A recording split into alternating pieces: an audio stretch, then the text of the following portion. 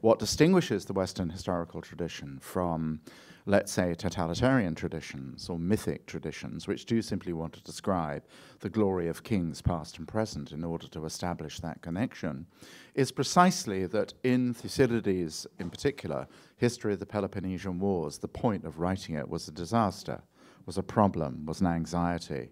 The expedition to Syracuse, it is not a book, in the end, about that Periclean speech, about why it is worthy to die for democracy, although the speech always ripped out of context and given to our children for their core curriculum studies, important though that is, it is ultimately an inquiry into catastrophe, into what befell, hubristically, the overextended empire of Athens, which may be why Senator Byrd chose to read large chunks of it, not actually, as a matter of fact, at the beginning of the last Iraq War, at the beginning of the Gulf War.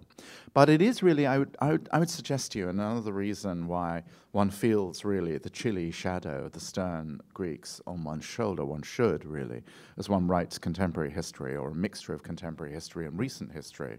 And that is that one thing we can congratulate ourselves about in the Western tradition, and why our children, I hope, will go on reading history, and why non-children will too.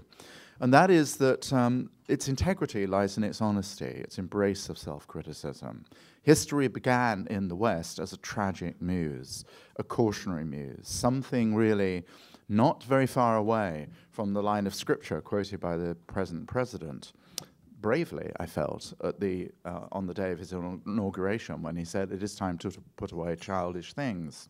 Barack Obama then followed that admonition against smiley faces. And I don't know about you, but I thought the real enemy of the temper of that interesting inaugural speech was not actually the departing administration so much as Ronald Reagan's insistence that it would always be, or certainly was, as soon as he was inaugurated, morning in America. It was the sort of sunshiny, Pollyanna-ish sense that we can actually recover American energy simply by wishing it would be so.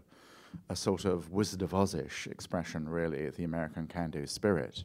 What Obama was saying, I thought, again, bravely, but gloomily, there was a lot of the Victorian headmaster about that speech. If I had any criticism of it, I thought that those of us, millions of us out there freezing our keisters off in subarctic temperatures, wanted a bit of a national cuddle, and that he would not give us.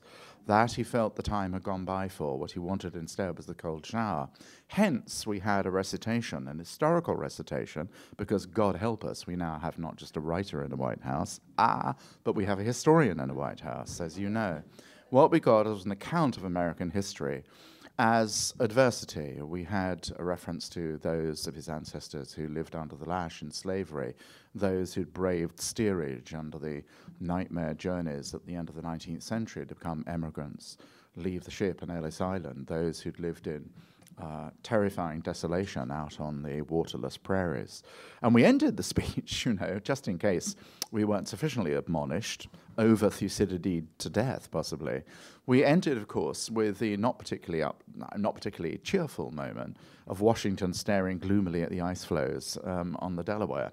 However, he was about to cross it, and so Obama promised might we, where we should cover that kind of history, which somehow negotiated American optimism with what he wished to be, and what he clearly wishes is equally a part of the American tradition, American realism.